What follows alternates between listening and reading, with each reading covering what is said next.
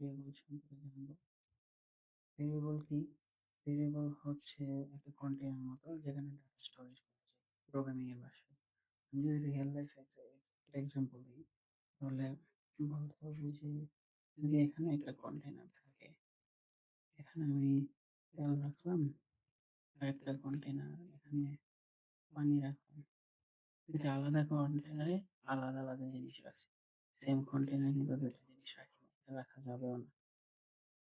Same ভাবে প্রোগ্রামিংয়েও আলাদা আলাদা ভেরিয়েবলে আলাদা আলাদা ডাটা রাখতে হবে, নাহলে এরর আসবে। তো ভেরিয়েবল কি?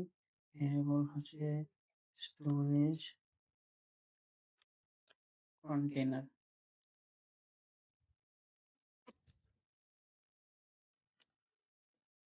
এখানে ডাটা স্টোর হয়।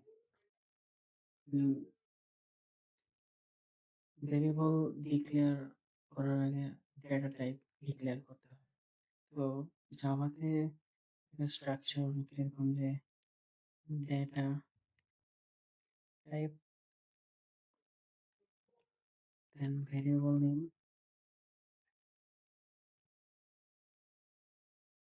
equal to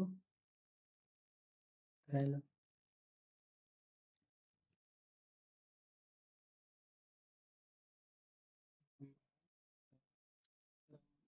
ডেটা টাইপ অনেক ধরনের আছে।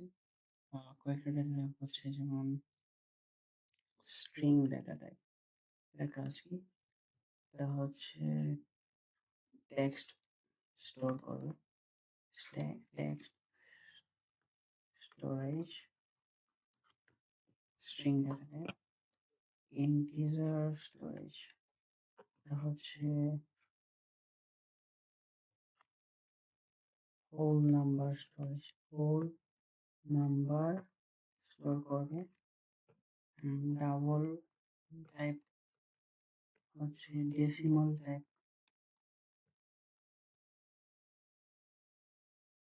নাম্বার স্টোর করা ডেসিমাল। দেন আরো আছে যেমন ক্যারেক্টার, এখানে সিঙ্গেল ক্যারেক্টার মানে বি সি ডি। আর হচ্ছে ট্রু, একটা হচ্ছে বুলিয়ান। হচ্ছে বুলিয়ান, এখানে ট্রু ফলস, ট্রু বা ফলস এই দুইটা ভ্যালু থাকে।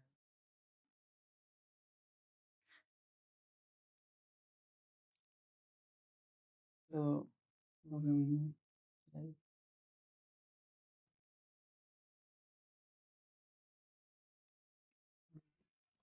আগে ডিক্লেয়ার করতে হবে যে ডেটা টাইপ ডিক্লেয়ার করতে হবে। আমি একটা ডেটা টাইপ নিলাম স্ট্রিং। ভেরিয়েবলের নাম যে কোনো ভাবে যে কোনো কিছু নাম দিলাম। ভেরিয়েবলের নাম দিলাম। আমি কি স্টোর করবো? তার নাম স্টোর করবো,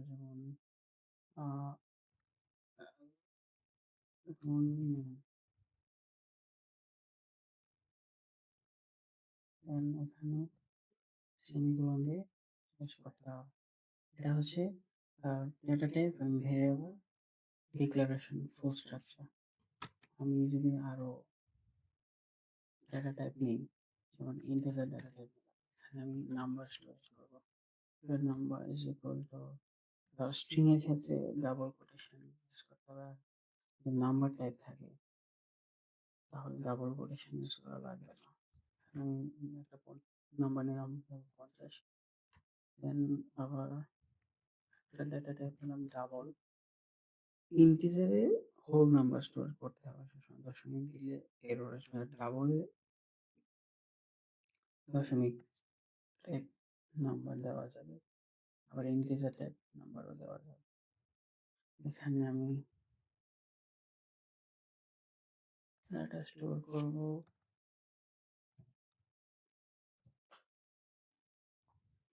ভেরিয়েবলের নাম সেম হয়ে গেলে এখানে কিন্তু সেকেন্ডে যে ভেরিয়েবলের নাম থাকবে ওইটার মধ্যে যে ডাটাটা স্টোর থাকবে, আউটপুটে সে আপডেট ফেরত আসবে। এই কারণে এখানে শুধু ডাবলের নাম দিছি। আর যদি নাম্বার দিয়ে দিতাম তাহলে 50ই প্রিন্ট হয়। কাজে ভেরিয়েবলের নাম সেম হওয়া যাবে না, কিন্তু যেকোনো ধরনের নাম পাওয়া যাবে। দেন আবার ক্যারেক্টার একটা টাইপ নিলাম, যেমন আলফা ক্যাট নিলাম।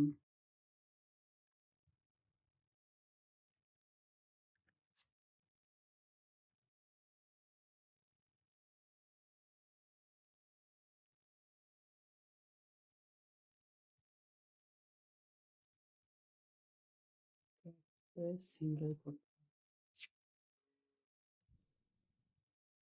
ক্যারেক্টারে সিঙ্গেল কোটেশন। এখানে ডাবলের জায়গায় ফ্লোট ইউজ করা যাবে। এটা নিলাম, এটা বুলিয়ান। Boolean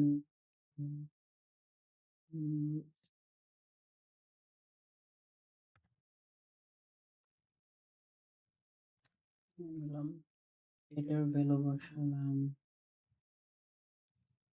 true. তো এখন এগুলো আউটপুট বের করবো। আউটপুট বের করার জন্য system dot out dot print এটা রাখবো। আউটপুটের বেসিক স্ট্রাকচার আমি যদি এখানে যেই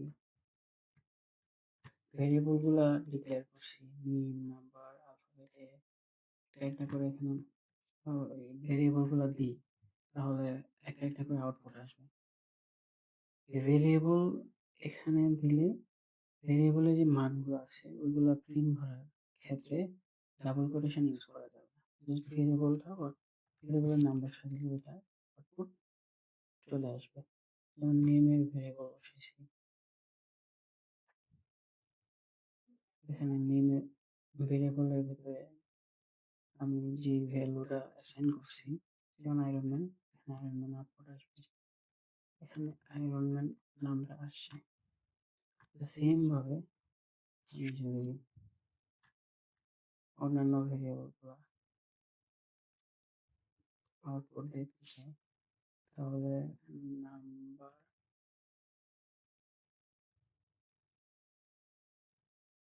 নাম, আলফাবেট,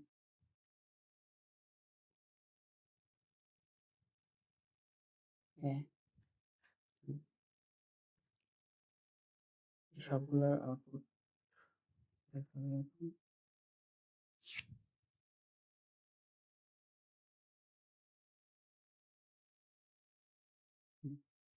ঠিকভাবে সব আসছে। এইভাবে ভেরিয়েবল ডিক্লেয়ার করতে হয়, ভেরিয়েবল ইউজ করতে হয়।